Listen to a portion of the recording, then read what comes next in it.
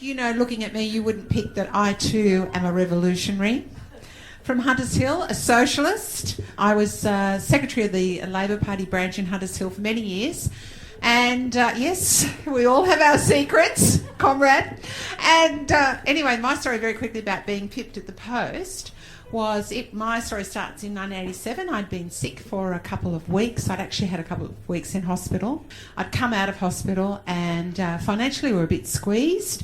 I hadn't worked for some time, and I was up the street and people knew locally that I hadn't been well and that I was in recovery.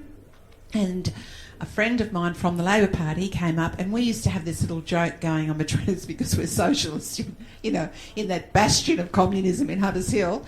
And so we used to call each other comrade when we saw each other up at the shopping centre. So she came up to me and said that her name was Comrade Joy, and that she was working for a union, and that the union was looking for a writer, and would I be interested in going to work on the union magazine. It turned out it was the Timber Workers Union, and I was terribly excited about that. Firstly, the last thing I'd heard from the doctor as I left the hospital was no stress. I want you to absolutely promise me for the next few months you'll have no stress. And I thought, what could be easier than writing for a trade union journal? So I said, yes, I'd love to do the job. Stop laughing, Suzanne.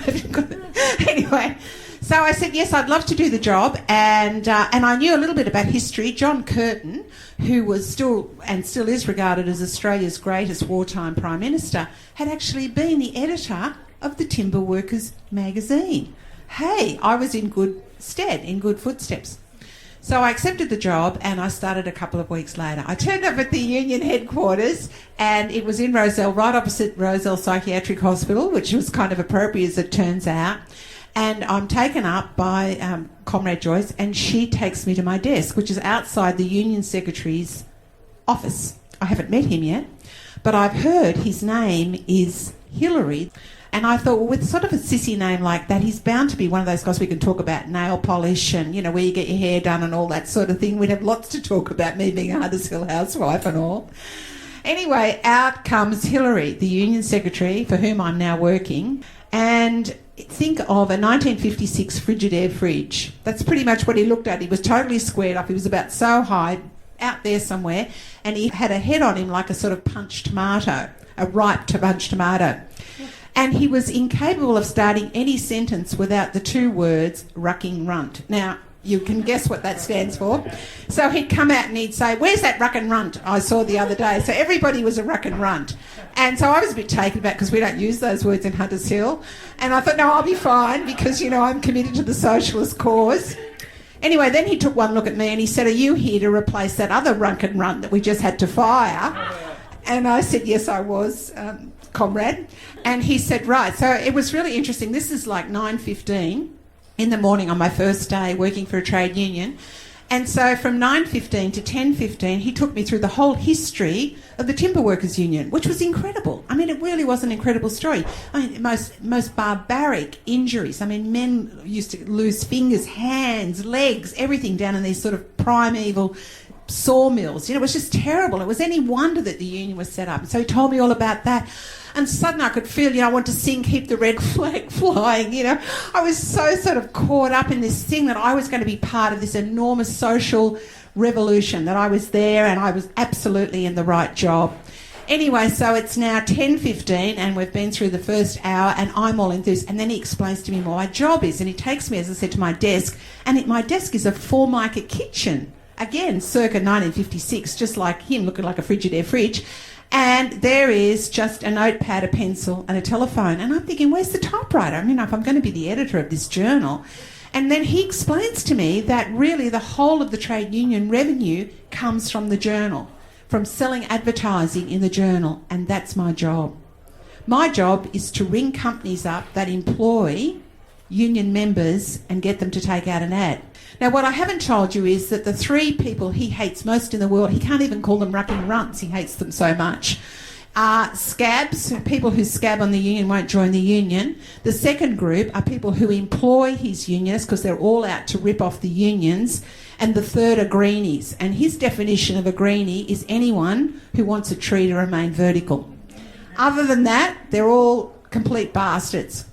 So he points me in the direction of the phone and a list of all the companies that employ union members. And my job, as I said, is to ring up and sell advertising.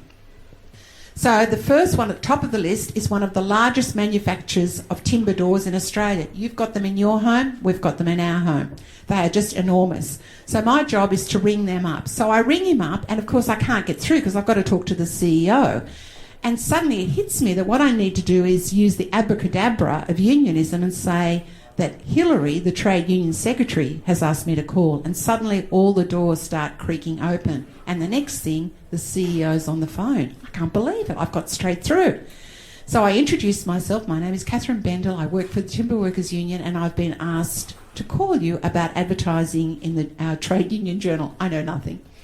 And he goes, right, okay, Kathryn, lovely to hear from you. How long have you been? All very lovely man, chat.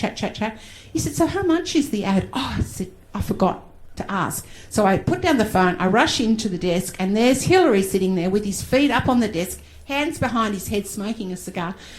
And he said, tell that rucking runt, if he wants to take an ad out of anything, it's $10,000. Well, I looked it up. That's the equivalent today of $20,000. You could buy a car for just a full-page ad in a journal that had a circulation of 6,000. At the time, you could take a full-page ad out in the Australian for $2,000. Anyway, so I go back and I say that, that's what Hillary said. So this guy at the other end of the phone goes, I couldn't possibly pay that. That's just ridiculous. And I said, oh. And by this stage, the union secretary's come up and he's standing beside me and he says, you tell that ruckin' runt that he has to take out an ad. And I'm from Huddersfield. We don't ever speak to people like that. Hello. And so I said, look, I'm terribly sorry, miss. He said, don't worry, Kathryn, I can hear everything he's saying. I'm just saying to you, I can't take an ad out at that price.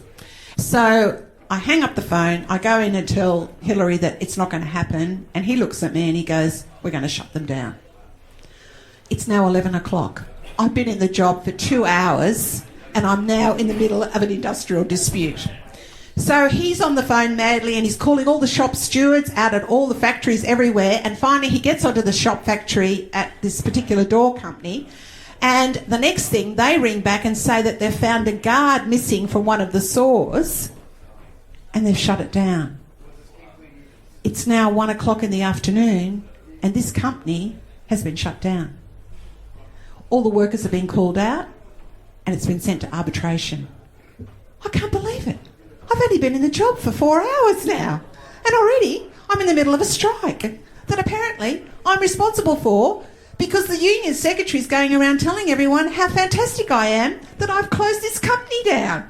And he's talking about that there are going to be parades held in my honour and that they're going to be carrying me on the shoulders. I'll be going to Russia. I'll be talking to Lenin or, whoever. I'm just a Huddersfield housewife. I just didn't think that was going to happen. So it just got worse. The whole day got worse. I spent the rest of the afternoon making placards for the picket line at this company. I didn't even know people made placards, let alone... I've been to a Vietnam demonstration, but I wore false eyelashes when I went. That's how deeply, deeply political I am. Anyway, so I felt sick. I felt really sick. I thought I'm so out of my depth. Anyway, so that afternoon I go home and I tell Ron all about it. And he said, look, you'll be right. Just go back. Just write it out. It'll all work out. So I go back the next day. They're still on strike and it's in arbitration. Everyone's gone to the arbitration court, and the next thing they come back and they say that the union is wrong and directs all the workers to return to work. And I can't believe it. I think, this is just, what am I doing here? And so I'm sitting there at the desk and out walks Hillary, and Hillary says to me, right, I want you to make another phone call. And I went, okay. And he said, and I want you to ring the door company. And I went, no. He said, I want you to ring the door company. And this time, it's $30,000 or we'll close them down. I thought I had to go in the bathroom and spew. I was so scared and so out of my depth. So I went into the bathroom, had a spew, couldn't believe it. When I came out, the phone rang, and it was my daughter's preschool to say that she was sick. Yes. I was hoping it wouldn't be too serious. A few blood tests, maybe a couple of x-rays, anything to get me out of being at work. So I go home that night and I decide that I'm going to have to write a John Curtin letter, because John Curtin also eventually fell out with the Timber Workers Union, became the secretary and then resigned in political protest. And I'm thinking, well, if John Curtin did that, I can do that too. So I start to draft this incredible letter that people are going to print. People are going to talk about this letter for years, about this woman who went in and wanted justice to be done and saw a terrible injustice, and it was all going to be right. And then the phone rang. And it was Comrade Joyce. She wanted to see how the baby was and was I okay. And I said, well, yes, I'm okay, and I think I could be back at work by Monday. And she said, don't bother. Hillary doesn't want you to come back. You're fired. I was sacked illegally from a trade union. I was unlawfully dismissed. And I was one happy ruck and run. I can tell you